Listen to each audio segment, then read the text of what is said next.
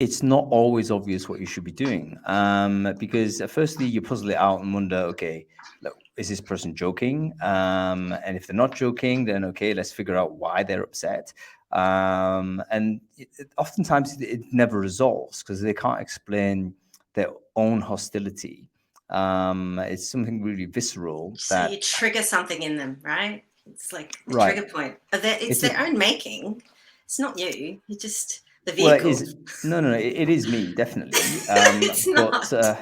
it is. But I don't mind that it's me. But the I'm point gonna get is, well. yeah, it's hard to figure out what to do. But oftentimes it doesn't. Like I say to you, it's not like something that is universally bring out the good in people. No, there's definitely at times when the worst sides of people emerge when I happen to be in the room there. So it That's could on cuts either them. way. It's not Well, it's you. very Yeah. very kind of you to say, Joe. Okay, we're live, everybody. Okay. So welcome to Brainfood Live on Air. It is episode 151. We're bringing it to you every Friday, no fail, and I'm delighted to be having this conversation with you in Aussie time. And this is, sadly enough, I think the last Brainfood Live we're going to do in Australia, because I'm going to be leaving in 2 days, which is many tears. I've had a wonderful couple of weeks here. And I wanted to dedicate this show to talk about an Aussie-specific topic, which is the state of Australian agency recruiting. I didn't know until earlier this month, actually, that the Australian recruiting market was actually the fifth largest market on the planet in terms of gross revenue.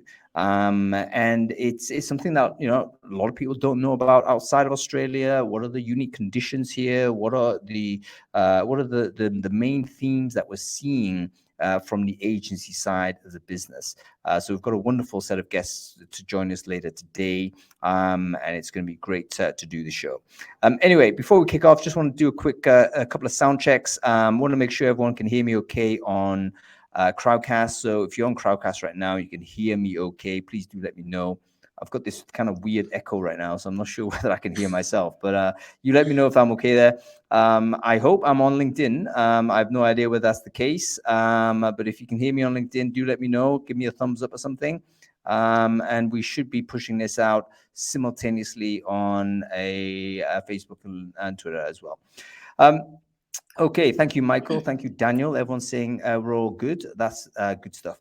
Okay, quick one to our sponsors. Every Brainfood Live is sponsored, folks. And without our sponsors, there's no way we could continue this like weekly iteration. So I want to do a quick shout out to a really awesome asynchronous video technology business out of Glasgow that are doing amazing things in the UK and beyond. They do want to enter the Australian market. So if you're looking for a video solution that's going to help your agency become more efficient in hiring candidates and assessing candidates, check out willow.video. WILLO.video.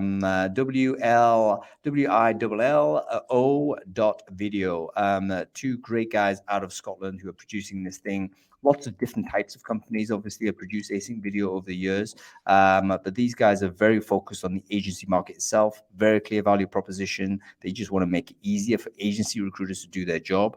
So if you're looking for efficiency, better candidate experience, a better kind of data that you can communicate to your customers, and you don't have a video solution right now, check out willow.video. Anyway, I'm really pleased to introduce my co-host, the co-host debut actually today. This is Joe McCarthy. Joe, welcome to the show. Thank you so much, Hung. I'm really delighted to be here. And just a shout out to AK, also known as Andrea Kirby, for giving us to sort of hang out with here in the Australian market. And it's great to have a time that works for us as well, because we do actually listen, but it's always on a recording. So it's nice to be live. I know. I do. There are Aussie sort of viewers and listeners to Brainfood Live, and of course it is live. And you guys are always going to get it kind of a little bit later, given the time zone difference. So I was determined to do this Aussie time when I was here. So great to have you here, folks, and great to have you here as well, Joe. So okay, we always kick off by reviewing the newsletter last week. So I wonder whether you had the chance to read any of that, and if so, what was interesting in it? Yeah, there were a few things, 3 key things. So I don't know how many we'll have time to go through, but the one that I want to talk about is how women experience the workplace. So key takeaways for me, it got me thinking that, when you think about diversity and inclusion, that banner, this was the first initiative for any business under that banner. And why does it still feel so hard? Like, let's start with simplicity, where you can just simply hire more females and female leaders, and then they in turn can sort of change the landscape. So starting with that, and maybe getting them to support and coach and mentor. And you can't do that though unless you have allyship. So I believe it's not just the onus being on men, but also women, allowing that to happen more and more. So that's the key thing that was a takeaway for me. It actually inspired a post that I wrote as well. So more women in leadership, inspiring others to get into leadership as well. Yeah. You know what? That's a really interesting second comment you made there, because we often presume that males need to be stronger allies to women. But is it always? But we've presumed that women are better allies to women. That's not always the case, right? That's right. Sometimes, isn't there a phenomena where a female leader might become quite defensive over her position as like the senior woman in this group of blokes, and they kind of don't necessarily support women coming up. So we can't presume that just because you share a gender that actually you're gonna have that alignment. So I totally get it. By the way, I've just shared the link that Joe was referring to in the chat stream there. It's actually a summary of the latest research on this topic. So there's multiple links within that. So it's actually a curation of curation. But it's one of those like good features where this thing's just updating you as to what the latest research is on this topic, the experience that women have in the workplace. Go check it out. It's in the chat stream. Okay, what else, Joe? So Twitter analytics and stats for the user that Alla had shared. Now, I'm going to be transparent. I would love to learn more about Twitter. I set it up years ago and it's just been sitting there, and I dabble in it every now and then. So as a fairly irregular user of Twitter, I'm a bit interested in exploring it more and more now that I see that the behavior is shared. So is that the reason why they're doing it? Probably, more understanding leads to more usage / engagement. I'm guessing this is a reason why it's been added and it's changed. Yeah, absolutely. I'm a huge Twitter user. I don't know why, because I'm not very good at it. I've been on Twitter. I think my tweet to follower ratio is like embarrassingly bad. So I've sent Twitter tells you I've sent like 50,000 tweets in my entire tweeting career. But I've only got like 9,000 followers. So in terms of the numbers of tweets it takes to one follower, it's something like, I got to tweet 20 times. So it's a really poor effort, but I enjoy it a lot, and I get a lot of information from it. A lot of brain food actually comes from Twitter. I think it's becoming more and more important because political leaders are using it. Senior execs are using it. It's starting to become the place where people make PR announcements and breaking news and stuff. So I think recruiters definitely need to get involved in Twitter because it's a great platform to broadcast your business. Great platform also to understand where the key conversations are. And the link that Alla Pavlova shared, this tool called socialbearing.com, is something that kind of can help you understand what this person tweets about, or likes or retweets or whatever it is. And she's thinking of it as a candidate engagement tool. Yes. So she's thinking, Joe is tweeting a lot about this topic. You know what? Chances are, if I open a message along with an adjacent topic here, I've got a better chance of getting some engagement. So I think it's a way also to find out deeper about what this person cares about, and of course that's quality candidate engagement. So really useful tool, and generally speaking, is a great platform to be part of. So yeah, follow Hung Lee at Hung Lee. Follow. I need to get to 10,000. Anyway, right. Okay, what else? Give us one more, Joe. Okay, the third one is a big one for all recruiters, really. What does culture fit actually mean? I think for every recruiter, it sits with us. It really does. We're having the first conversation, irrespective of the attraction method that we're using, whether it's you're using an agency or you're doing your own sourcing or you're advertising and you're using your employment brand. When we screen candidates, when we interview them, we may or may not use an assessment. So it sits with us and our biases. So how do you know if a person will fit in with others? You get a sense of that from the stakeholder engagement that you have, from conversations, and you're coming up with your own theories. So dread to think we're not getting people through the mix. That could be phenomenal. You know, what about the flip side of this though? Because this is the bane of any recruiter's life is a bad hire. It is typically someone with a stinky attitude. That's what a bad hire is. So it leaves us with the question, how do we enhance diversity without making a bad hire? You know, I think that's the key thing about what does culture fit actually mean? Yeah. You know, it's a really interesting post, and you know what, I like this post because I've got a sympathy for marginal positions. You know, things that are a little bit not accepted as mainstream. And my reading of this post was that it was pretty much a defense of good instinct. It was, you know, it's pretty much a defense of this. And I thought, okay, that's like really not something we like to do in HR or TA anymore.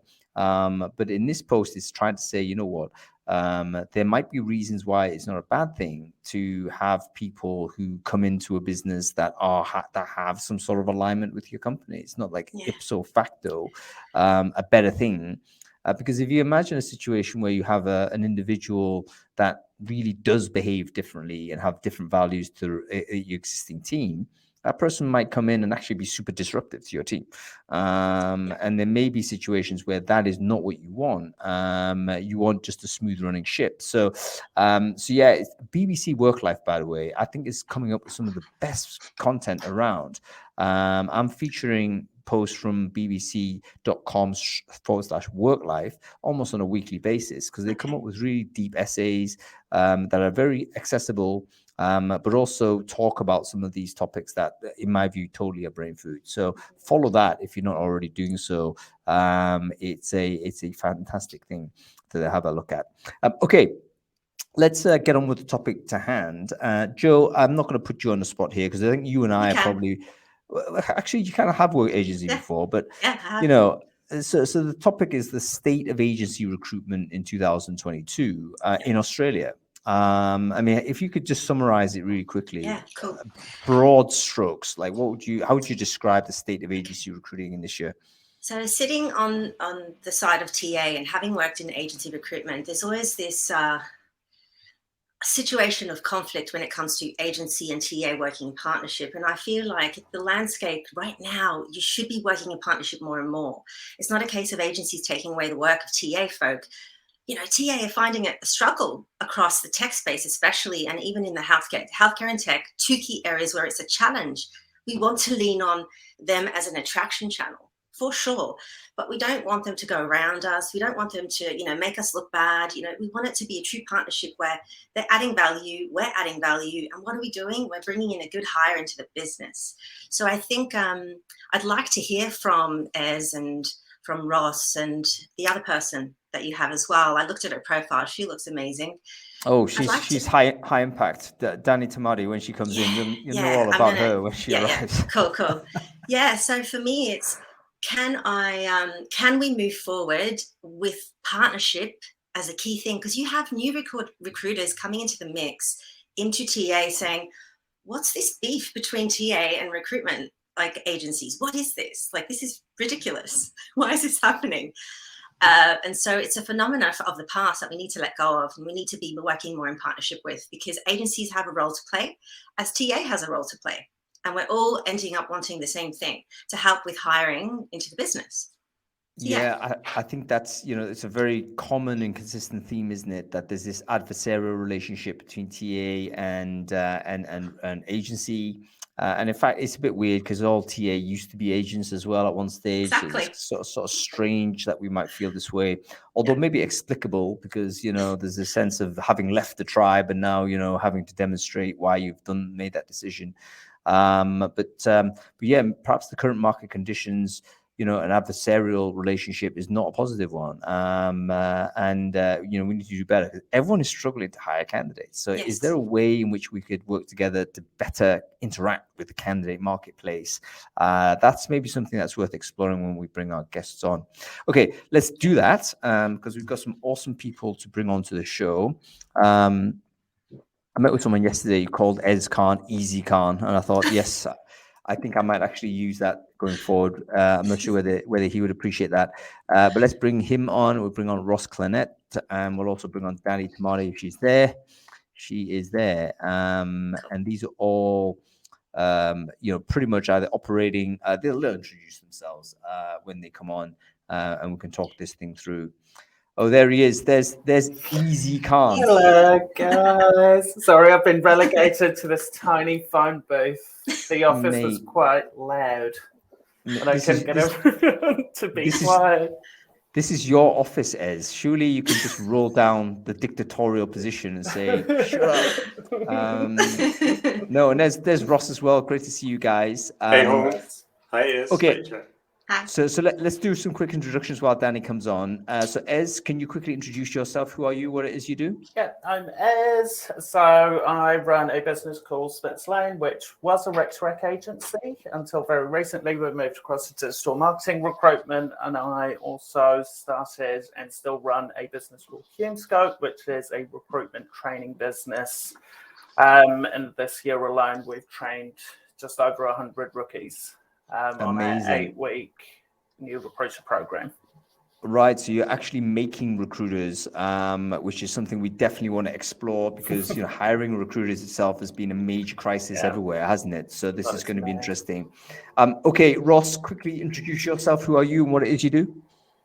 Yeah, hi, Hong. So I was in agency recruitment for 14 years. I've been running my own coaching and training business now for around 18 years. I work out of the town of Mornington outside Melbourne. I have public programs that I run via webinar for rookies, advanced recruiters and team leaders.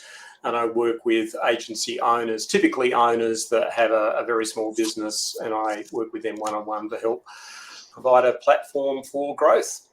And I blog every week. Yeah, you do. And by the way, folks, if you don't follow Ross, particularly on Twitter, actually, I think he's a really, really good tweeter, typically of his own stuff, and also someone who shares great content that way as well. So that's a really good follow. Anyway, both of their LinkedIns are in the chat stream there, so make sure you connect with those two guys on there as well. Danny's going to come on. She's having some trouble right now, but let me just remove and re-invite Danny, and hopefully we can get her on in a minute as well. Danny, just accept this. When you see a pop-up on screen, we should see you. Let's talk about sort of the state of agency recruitment in 2022. Is it healthy? Is it businesses making money, or is it like, can't find candidates, can't place anybody? Like, what is the state of play for agencies at this point? Ez, do you want to just give that a shot from your perspective? Yeah, just from my perspective, and with my old rec-to-rec clients and the clients that we've trained rookies on, most of them are having record months, quarters, influx of roles, obviously a shortage of recruitment talent coming into the Australian market, so huge push on attracting people from sort of other industries into recruitment, a sort of lack of internal training, which has been highlighted, I think, over the past 6 months, because historically they were trying to attract experienced consultants, and so they didn't really focus on internal learning and development strategies. What else am I saying? Just in general? No, I think you've already given us some seeds of thought here, and I want to just lean on that a little bit. And Ross, I'll bring you into some commentary here as well. It seems to be, is it a case that recruitment agents are not moving to other companies because they're basically having great years and they may as well just knock it out of the park where they're at? And I guess if they were to leave, they'd set up their own stuff, wouldn't they? Like they wouldn't necessarily. So the idea of moving from company A to company B as a recruitment agent, that's not happening. Basically, there's no incentive for a performing recruiter to do this. Is that what I'm hearing from you, Ez, when you say this? Pretty much, Hunk. It's been so hard because I've still got a few retained assignments for the rec-to-rec business that we're finalising. I would say it is the hardest that I've ever found it to get a consultant or an experienced consultant or director level, GM level person to move, and it's for that reason. They're successful where they are. What's the need to move for a like-for-like position? And most of them at the moment are like-for-like. Unless you're getting someone in a state of they're a consultant moving into a GM level role and it's a huge opportunity, there's just no reason for them to move. Their current agencies are increasing their incentives, increasing commissions, everyone is terrified of losing experienced consultants, so they're doing everything they can to put their hands around them and really look after them. Is there any strategy to do this, Ross? If you were advising a company that was growing as an agency, and they were very determined to hire experienced people, is there a technique to pull people out, or do you think it's a busted flush? It's like it's not possible to do. Ez is probably better place to speak to that because he's been doing that or trying to do that over the last couple of years. I mean, certainly from every owner I talk to, they've pretty much given up on that. They've tapped all the people that they know. And the thing about the last couple of years is that with working from home, people have had a kind of pseudo taste of what it would be like to be self-employed as a recruiter. And that's given them either a sense of, hey, yeah, I think I can do this and I'd like to do this, or maybe it's the opposite. Actually, I don't really like this very much and I prefer the team environment and I'll stick with where I am or stick with being an employee. You know what? Do I hear from you, Ross, that you're basically saying, Danny, don't use a mobile device on this. It's not going to work. Danny, is it possible for you to get onto a laptop? Because that would really help. And we'll try and get you on there. Let me know if that's possible. Okay. So in terms of it's interesting that you think remote may have caused the desire of experienced people to recede in terms of moving on, because I guess times are good from a market point of view, and also they've got flexibility in terms of their ability to operate where they want and have that flexibility. Like, why would you move, right? The incentives of doing it seem to be very, very, very low, unless it's a massive over promotion. So I guess the only people that might look to move are senior recruiter that's just randomly over recruited the head of department or something like that, because there's desperation to just get people on. So very, very interesting situation there. What about the making new recruiters? So again, this is something you mentioned as we can't sort of move people across businesses. We have to make them.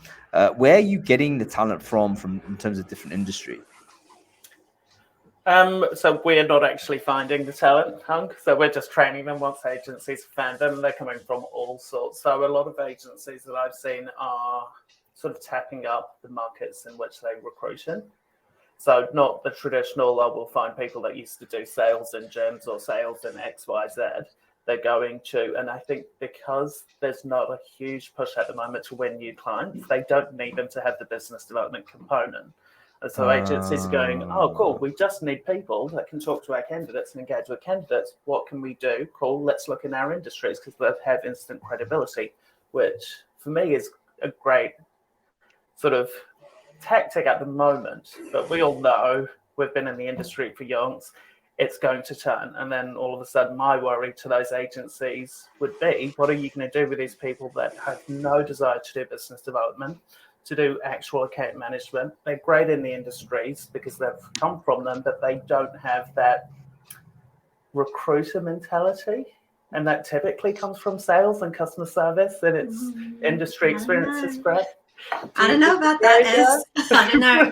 Well, I've just been thinking, from my own journey. I was a scientist by background and I got into recruiting. And I was recruiting scientists. So it's like, okay, if you're looking for recruiters for the area of tech, why not tap into the tech market? Because that's what's happening if you look at it. There are some people who work in tech that are now working as recruiters, and that brings the understanding of the role, the market, and you can train in sales and customer service. You can culture fit, as we were talking about earlier. You can assess people for the way they communicate, how they build relationships, because that's what recruiting is all about, really. It's not sales necessarily. If you take off the lens of sales, maybe it's easier to bring in talent that way. Yeah, just a thought. Oh, no, I totally agree with you, Joe. And I think for me, the worry would be that people, and I've seen this happen over the last few months, that there's been no introduction of an actual client account management strategy. It's just focus on candidates, and those people are not getting upskilled on the other parts of the job, which at some point they're going to need to do. And I worry with those people, when the market turns and jobs dry up, are they going to be left behind because they've actually not been taught the skills that they're going to need in future? And that's what because I've had a lot of clients, when they put the rookies on our course, they go, oh, we don't need module 3 and 4 in week 3 and 4. That's all around business development. Oh, guys, can I just interrupt briefly? The lights have literally gone out. I'm in a serviced office. I think I need to leave. Like, I think it's like you need to jump up and down, Hung. Continue talking whilst I try and get the lights on. It's very artistic, Hung. We can just about see him. There we go. Yeah, there we go. Awesome. It's a motion sensor. Wow, exciting news. Anyway, Ez, that's actually a really interesting thing you said. So, but what, straight away when you said actually you're going to lose the BD type of stuff, is it not the case that BD will have changed to such a degree by the time we come out of this? By the time the market turns, BD would have changed to such a degree that the old ways of doing BD are going to be useless anyway. Ross, I want to bring you on this because you always have a kind of one eye into the future. Like, how do agencies actually acquire customers today and in future? Is it not going to change? I mean, the cold call has surely done its day. Email out. I mean, is anyone getting any business by sending lots of email? How do people get business these days? How are agencies getting business? Your thoughts on this, Ez? Like, do you need to have BD skills actually, irrespective of whether the market changes or not? No, sorry. Sorry, Ez. I want to trick this to Ross. Yeah.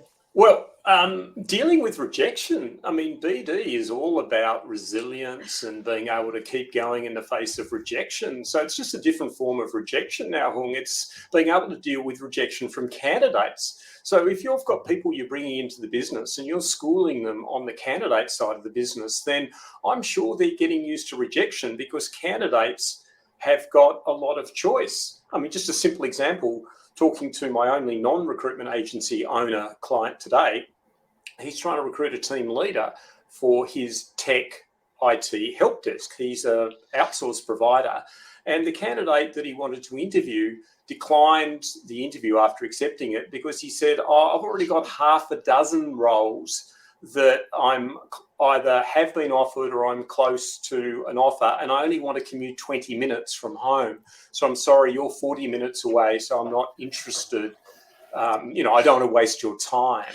And so this is the reality of the market at the moment, dealing with rejection, being able to listen to what's said to you and not kill that relationship by getting all upset about it, by going, okay, exploring that a little bit further, and then hopefully being able to maintain a relationship. And when that person's ready to look again, the recruiter can help them. Yeah, very interesting angle, Ross. So dealing with rejection either ways is part of the job, isn't it? It's inherently the case. It'll always be the case, always. Yeah. Always, no matter what the state of the market. Yeah. And you said something really interesting, which was the preservation of the relationship, even though you're super annoyed. I mean, we see it in private communications, don't we? Private chat channels and stuff, that everyone's like really like bashing the candidate for dropping out, or all this type of stuff going on. But that can never be revealed to the candidate that you're talking to. And to be honest with you, you shouldn't really be bad mouthing them anyway. It's an understandable and explicable decision to make.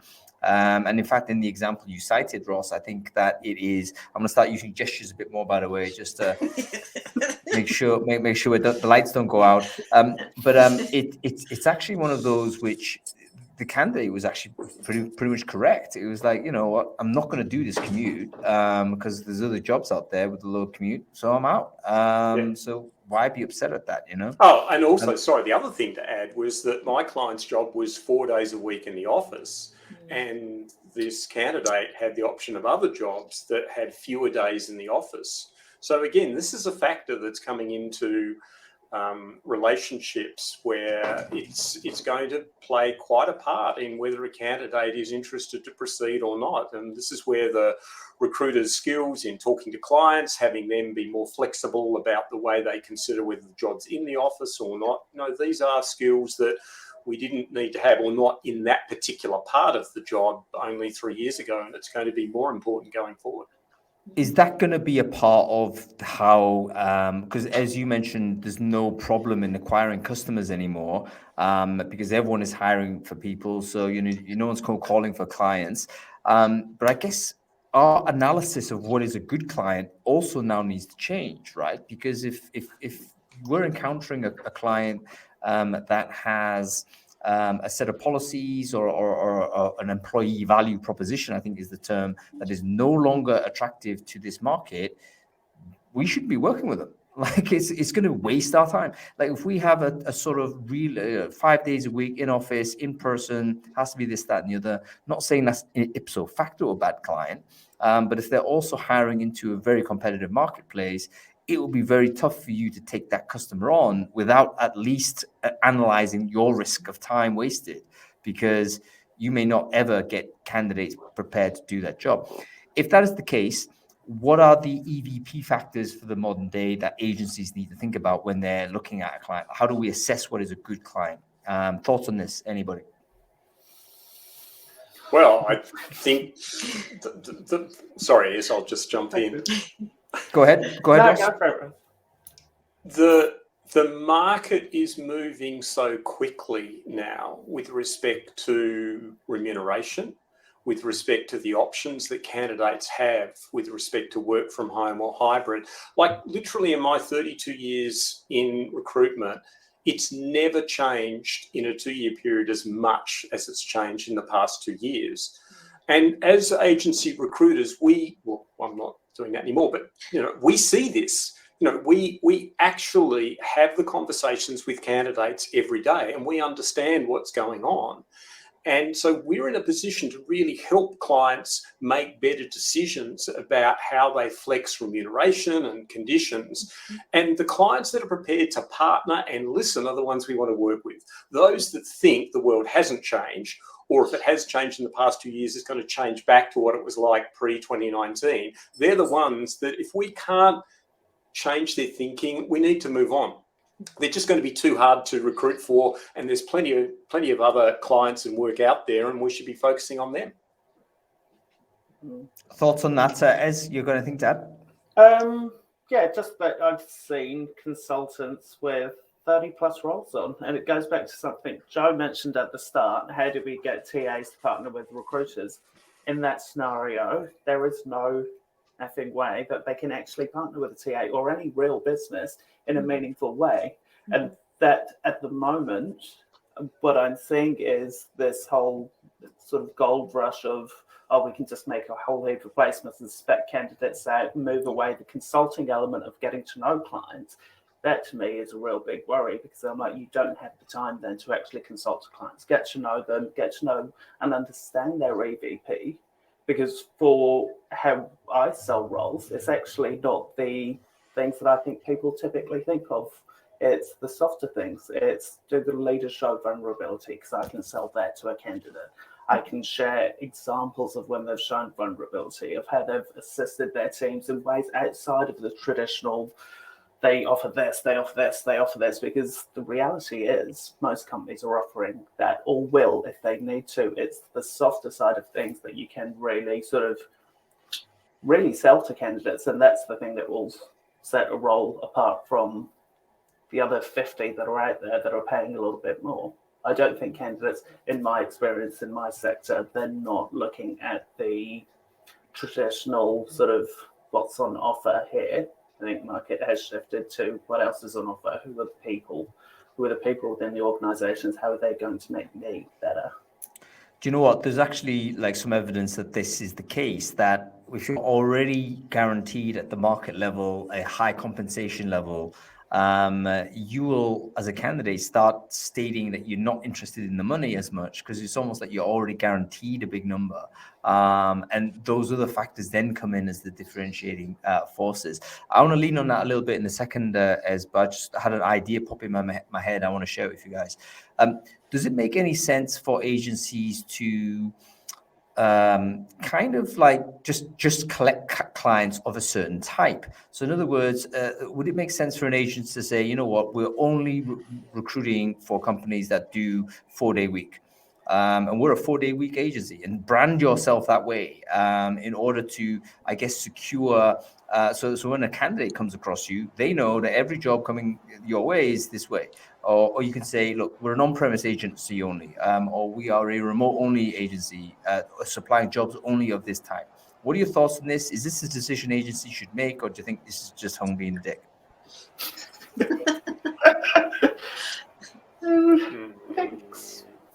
Different strokes, different folks. I like the variety, and I personally like 5 days in the office. If someone said to me it's a 2-day in the office role, I'd go, it's not my jam. Sorry, I like being out of my house. I like being around people. I like different things, and I think I like the variety of being able to go, this is a completely different role. I don't know, but I see the value in it. I wouldn't see it working, because surely it's going to be, as a recruiter, you want to help the client potentially change their mind based on the talent that you represent. So I think trying to pigeonhole yourself in terms of that specific type of parameter for a role, I'm not saying it wouldn't work, but I just potentially see a lot of problems. Okay, that's really interesting. I think you're right, Ross. Probably it won't work, therefore it hasn't happened, and it may well just remain one of these random ideas that's walked across my head. But I do wonder whether someone might give it a shot. Like, just be very clear. If they're like, you know what, I can't sell any candidate to a 5-day-a-week job, but I can sell them to 4-day-a-week. That's going to be my screening criteria to accept the customer. And that in itself, and they could build a brand around that and stuff like this. Okay, Danny seems to be here, but we don't see you, Danny. Can you hear us okay?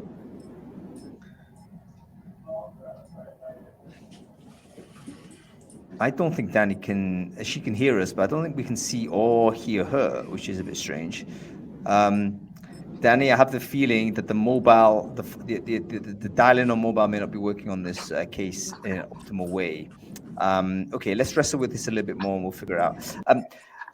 Going on to something you mentioned as the next point, which was the differentiating factors that agencies could have to when everything is compensation has been competitive, employers are saying yes, we're going to do remote or whatever it is. All of those things are happening, and you're saying actually one of the ways in which you can differentiate is to get your customers to reveal a little bit more of themselves, the softer things or the more intangible things. If you can bring it to the market and bring it to the candidate, that could be the decisive thing. Where did you discover this idea, and can you give us some examples as to what you mean by getting this additional data in? Yeah, right. So when I started Switzerland 2.5 years ago, doing rec to rec, I was like, every single agency will pay whatever they need to for a good recruiter. So what's the actual differentiator? And it's always going to be the people, in my opinion. And so getting the client on camera talking about who they actually were was the biggest differentiator for my business. I could get candidates interested after they saw that video of me on site with the client, asking them who they were as people, what their personal values were, how they operated day to day, how they dealt with different situations, blah, blah, blah, blah, blah. And those little things were the difference in a candidate going to me, no, I've heard about that agency, they sound crap, I've heard X, Y, Z. And me going, hang on, I've been on site with them for 2 days, watch this video that I've shot with them, you'll get a sense of what they're like as people. And the stories that those clients told in those videos were, in my eyes, I don't think technically it's part of their EVP, but I call it part of their EVP because it's completely unique to them.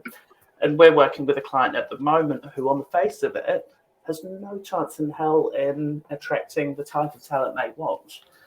But the story that they've got is incredible. And the woman who has run this business for 25 years is an incredible supporter of her staff.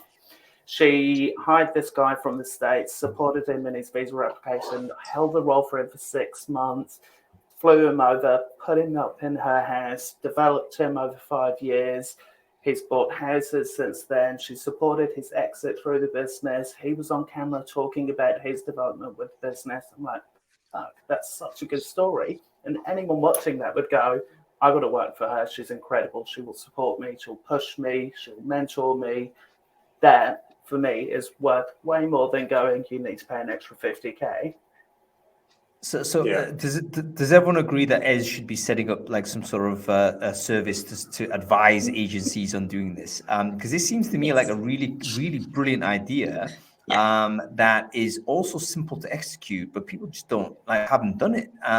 Here you are, you have done it. I love the idea you're capturing sort of in-person. I know you do a lot of media as well, so I think this fluently goes from your media experience, and you know that actually getting someone on camera, suddenly that just changes how people might understand what that job opportunity is, because you can see that person, your future manager, let's say, or you can hear some of the deeper stories that are true about that business that haven't gone through some sort of marketing lens or some sort of PR, or whitewash. So that's a fascinating thing that you've kind of invented yourself as, but that's a business, I think. Well, to me, this is tapping in on what we all know, that's recruitment's a contact sport. And just circling back to what Joe had mentioned earlier about the tension between TA and agency recruitment, well, fundamentally, a lot of that is because TA, and I am generalising, but TA don't want contact sport with respect to the agencies and the hiring managers. They're doing their best, and understandably, in many cases, to not have that happen or to minimise it. And agency recruiters don't like that because, exactly as Ez has said, when the recruiter can get close to the hiring manager and actually really dig down and find out about her or him and their team, that's what makes the difference in attracting the very best people. And I've got no surprise at all that approach worked. And I think that would work in any type of business if the business and TA allow it, and if the recruiters demonstrate that they're going to respect the time and actually use it in a way to really enhance the employer brand to bring in the best people. Yeah, I have to agree with that 100%. And once again, from the TA lens, I think when we use agencies, we do want to have that partnership of mutual respect, and we do want to share as much as possible, and we do want to include them in the stakeholder briefing sessions so they can get a perspective on who the hiring manager is and what their needs are, and off you go. And I think what we want in response to that is market intel, and if you can't provide the candidate, that is, and if not, a great candidate that we can sort of get through the process. That's the ultimate goal. We all want the same thing. So I think let's put away, the preconceptions of the past and start working in partnership, shall we? Let's just do it. Go ahead. Sorry, I was just going to say on that point, you get what you get. So I think if you're a transactional recruiter flinging CVs at TAs, guess how they're going to treat you? They're going to treat you like a transactional recruiter. You're not investing time in that business, trying to understand what actually makes them special to actually truly represent that business. You're going to be treated like a transactional recruiter, and you will be fobbed off, and you may get a candidate through the gates. Great, but it's never going to be a partnership. And it's a two-way street, isn't it? Yeah. Because ultimately, we do think it's transactional for the agency recruiter. It's like you get a hire, you get, a fee.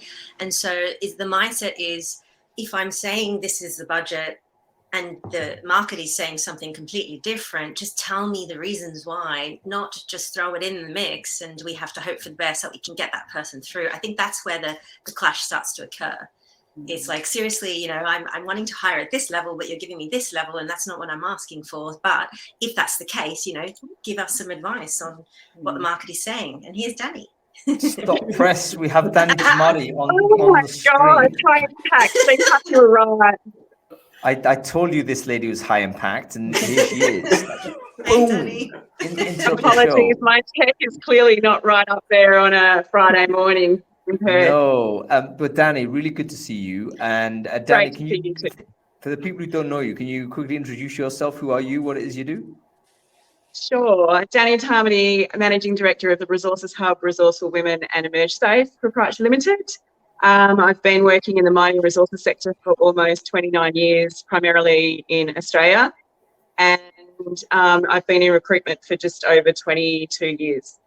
Fantastic. And hopefully you've had the chance to, I know you've been wrestling with the text, so thank you for your patience with this, but I hope you've managed to listen into some of the commentary that we've been talking about. Yeah, definitely. I want to just carry on one topic which has been denigrated, but I think that this may be a viable way to run a recruiting business, which is to fling CVs out.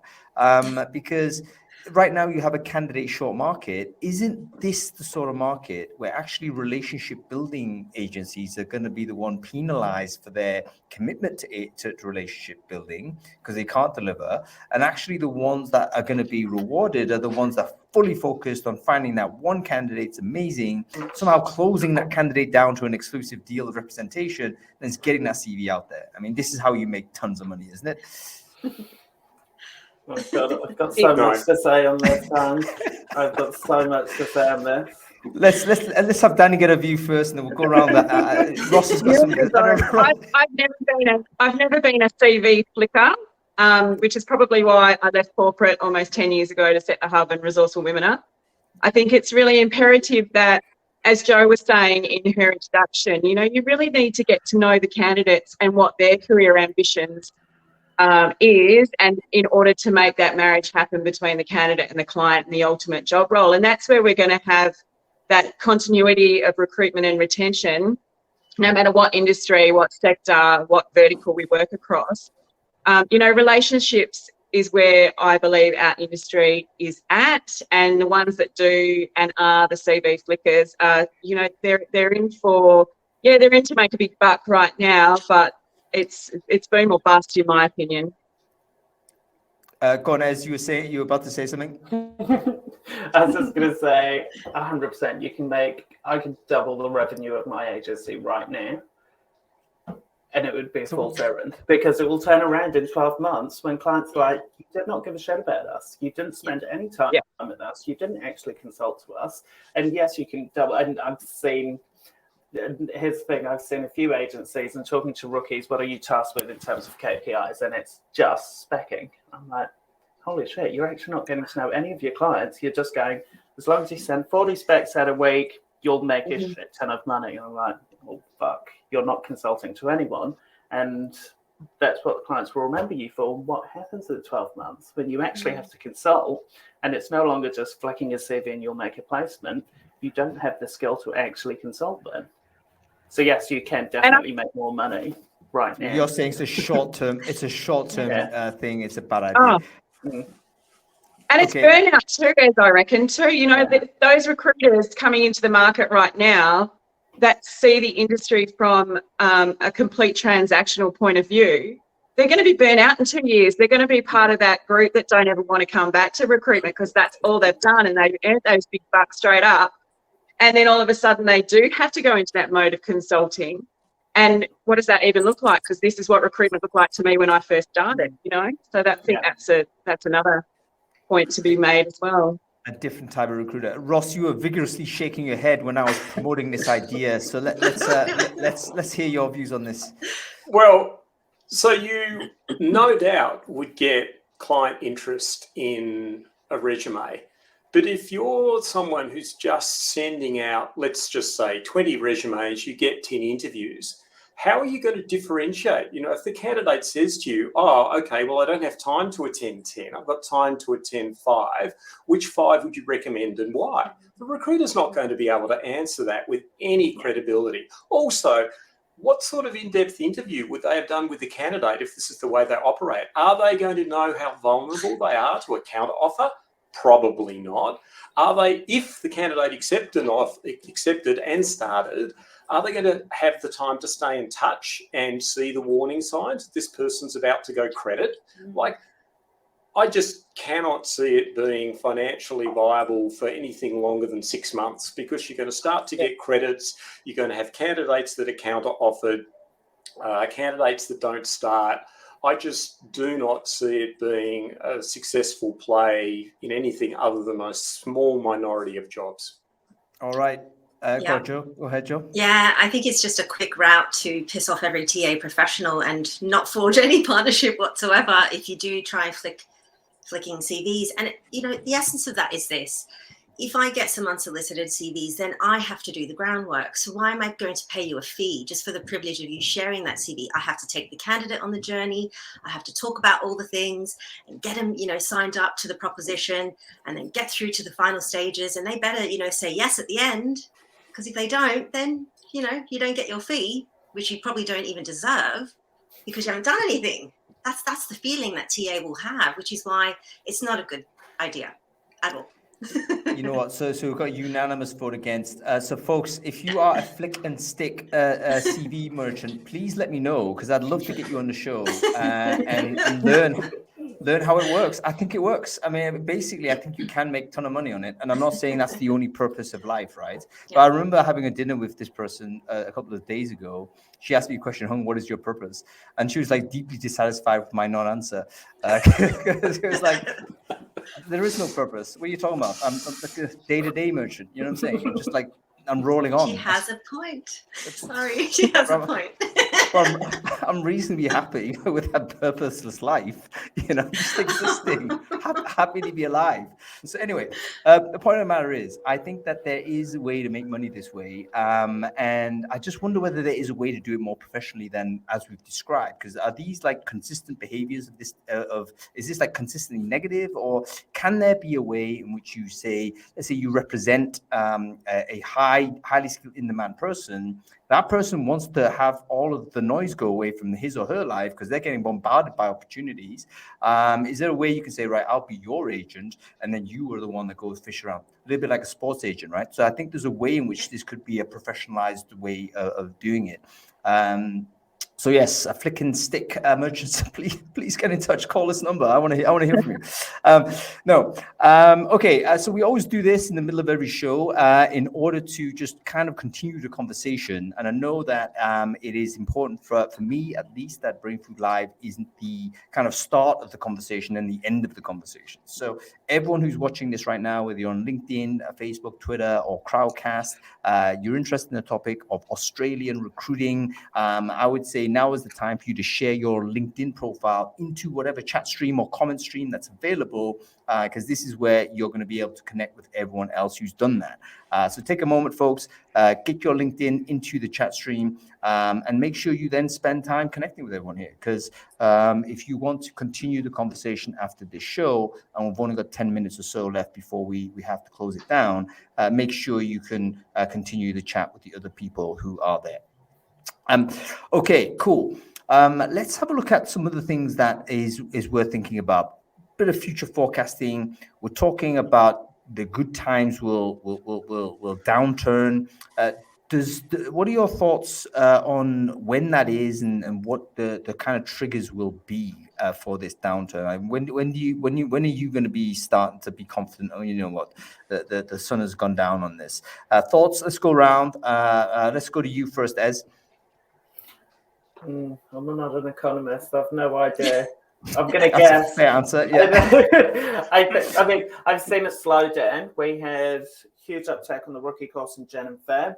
March has slowed down a little. April has slowed down a lot. June, there's almost no bookings for June yet, and they were booking it 2 months in advance. So people have stopped hiring rookies, or to the level that we were looking at. So has it already started to happen? Have job orders started to slow down, perhaps?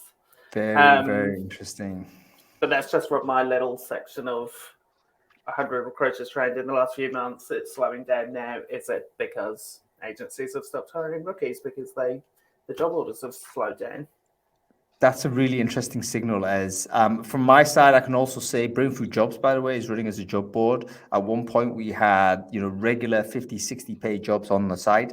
Now it's down to 10, 15 per week. But these are all recruited jobs, right? So it seems that the demand is starting to slow. Or my marketing is terrible. Who knows? I mean, it could also be the case as a crap job board, right? I mean, it's like totally viable explanation. Okay, let's go to you, Danny. When is the market going to drop out on us? Well, in WA right now, in the mining and construction space, it's not for several years, and we boom and bust all the time anyhow. So we've come out of the longest downturn most recently, and honestly, it's crazy over here. We just simply can't get enough people, and unfortunately, in that particular sector, we don't train in the downturns for the next upturn, and that's just how we've always done it. So I think in Western Australia in mining, we will be looking for overseas skilled candidates in the very near future to come back into WA. The only problem is rentals and housing market over here has gone nuts as well. So from a recruitment point of view, no, not going to happen.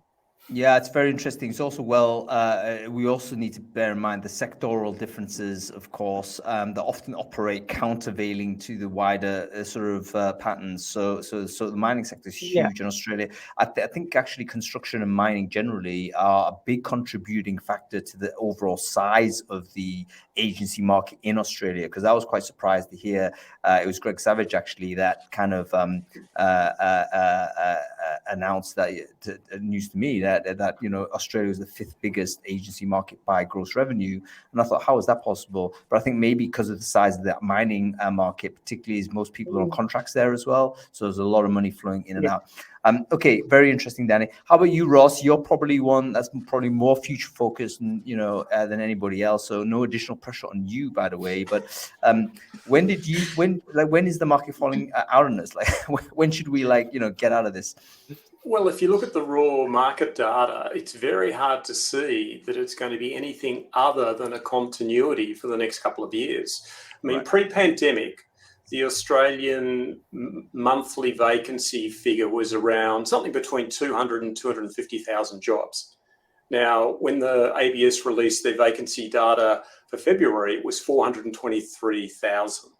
So that's an astronomical jump from the pre-pandemic average. And if you look at the addition to the Australian population, around 180,000 on average over the last 10 years, and the last couple of years has been like 30,000. So the actual workplace demographics in terms of the total workforce tell you that the imbalance between demand and supply is just simply going to guarantee that there's going to be more and more work for agency recruiters generally. The other factor, which hasn't been a big issue in the last 10 years, has been remuneration increases, because it's been pretty consistent over the last pre-pandemic 10 years, 1.5% to maybe 2.5%. But we're now seeing significant pressure on salaries because people or companies just can't recruit through using other means, and they've got to push salaries up. So I mean, I'm an optimist generally, but it's very hard to see how anything other than a significant global event like a pandemic or some sort of military expansion is going to change the momentum of the Australian workplace and jobs market. I mean, it just seems very hard to imagine that it's going to stop dead anytime in the next couple of years. Yeah, very interesting. Joe, your thoughts on this? Do you have a sense in any way? Now, I've worked across big corporations, but I'm also working across startup. And what I'm seeing is, in a startup ecosystem, it's typically new roles you're hiring for, right? And if you look at who's at a Series A, Series B, we all want to grow, bring in the talent. You're going to still have that happening. So whether you rely on agencies or not is a different proposition, perhaps if you get to a stage where you're then having to backfill. So the retention challenge. So my question back to the audience here, the panel, is how much of the roles that you're hiring for, agency to helping your clients, are new roles versus the retention piece, like backfill? And are we going to see a shift with that? Are we going to see less new, less, scaling up, and more backfilling opportunities? Is that what we're going to be seeing? Is that what agencies are going to be focused on? So, yeah, what are your thoughts around that? I want to interject on that, because basically there is this comment of, the missing millions of workers, right? Like, where are they? Because you would have thought that they should be around. And, they're all on, like, trading crypto, or they found other ways NFTs. to try and make, other ways to try and make money. Maybe even retired early. There's a lot of early retirement where people have just said, you know what, I was going to go in 5 years anyway, but stuff it, I've got enough, I'm out. And then you've got other people that are kind of doing they're trying to hustle their own way out, like almost like the creator economy thing, or the using the OnlyFans model and stuff like this. As you're laughing, man, but you got potential on that site, bro. You can make some coin there. There's a market for everybody. I'm gonna put it like that. No, but I think that's a really valid point. Like maybe that's one of the markers at least, right? So what are we analyzing vacancies? A vacancy is not the same as another vacancy. Is it a new vacancy that's just been as a result of growth, or is it a replacement role which is just cycling through? That may be a decent measure for us going forward. Okay, let's end with a few final points on this. Advice to agency owners. Let's leave everyone with a takeaway on this. What should agency owners do in order to survive and thrive in 2022 and beyond? Let's go with you for this one first, Ez. We'll go around. Don't get sucked in with a gold rush. Do things in the right way, and don't get blindsided with, I can make money right now, because it will come back and you will be so detrimental to your agency. It's not worth it. Just go slow and steady and do the right thing and do it well. Sound advice there from Ez Khan. How about you, Danny? What's your advice to recruitment agencies right now? Communication is key. Build communities as well. My consultancies are founded on social media. We don't place DCADs. We haven't in over 3.5 years. In the whole 10 years we've had the business, we've only ever placed 28 roles on Seek. Utilise the areas in which people are actively commenting and requesting information. Be that person to give a little in order to get back. Fantastic stuff. How about you, Ross? What's your advice to recruitment agencies in Australia? Narrow your market, deepen your relationships, and raise your prices. Okay, absolutely succinct. Boom, boom, boom. They're the bullet points you need. Okay, Joe, how about you? Final word on you. For you, what's your advice on recruitment agencies? I think agencies have a role to play to work in partnership with businesses that have challenges when it comes to hiring. And so please provide market intelligence, build relationships, because we're humans, we do want to work in partnership. It's not true that we want to avoid, a good partnership model. Of course, we don't want to use you if we don't need to, but we do want to rely on you and trust you if we do need to use you. So yeah, that's my advice. Build relationships. Fantastic stuff. What great takeaways from our guest today. Okay, we're running out of time, folks, so thank you very much for joining us. Let's say goodbye to our guest, Ez Khan. Great to see you, Ez. Thank you very much for joining us on Brainfood Live. Danny Tamari, thanks for coming on. Thanks for wrestling with the IT on this. Great to get you back on the show. No worries. I'll be trying to visit Perth next time I'm in town, one of my favorite cities, so I'll be sure to say hi when I'm next there. Have a great weekend. Great. And Ross Clennett, great to see you, sir. I hope you have a very good weekend. And yeah, thank you for joining Brainfood Live. Some amazing insights as usual. Thanks, Hung. See you again. That was great, wasn't it? Yeah, it was lots of fun. I forgot to introduce myself at the beginning, though. So did I not say? Did I ask you? People know me, right? No. Yeah, I might have failed. I might have failed to ask you to introduce yourself. Cool. So I beg your pardon. Right. No, but I thought it was great. So thanks everybody for watching. I hope you've enjoyed the show. We will be back next week as usual. We're back on UK time, so I'm afraid the Aussies are going to have to listen to it on replay. However, you should do so, because we're going to be talking about career pathing to CPO. How do you get to Chief People Officer? We've got 4 people who've recently become CPOs for the first time, and they're going to be sharing some understanding of their journey and to tell us exactly what they did to get there, and indeed what they should have done to get there faster. So I think anybody with any kind of ambition on the internal recruiting side, they should certainly pay attention to that. So make sure you follow the channel if you enjoy this type of show. Register for next week, and you'll be able to watch it live on replay. Thanks for watching, everybody. Cheers. That was cool, wasn't it? That was enjoyable. I thought it was a really good chat. Really good to talk to people that have a, insight, and they're all running their own businesses as well. So I think Yeah. there's that commitment as well, which makes a lot of sense. So Yeah, all good exactly. stuff. Yeah, because TA and agency, we're all, wanting the same outcome. So yeah, I think it's good to hear from them as well, not just the TA lens. It's No, good to. I definitely want more agency voices and agency recruitment in most things Brainfood anyway. So I'm hoping that that's going to be the case. I've just seen Dean and Paige up here. I'm in Paige Up's offices, by the way. Okay. He just turned up, giving me the eyeballs. They obviously want to use the boardroom. Oh, oops. So You have to go. I've got to get rid. Anyway, listen, Joe, thanks for joining the show. And yeah, listen, I know you're super busy, obviously. By the way, That's it's okay. Happy Easter for all of our Greek friends, by the way. Yeah, Kali Anastasi. That's it. Kalianastasi, I think. So Yeah. it's the Greek Orthodox Easter weekend. So Joe, I know you're super busy, but yeah, if we can catch up either Cool. tonight or tomorrow or something or whenever. That would be great. That'd be awesome. Cool. All right. Well, thank you. See you later, everybody. Take care.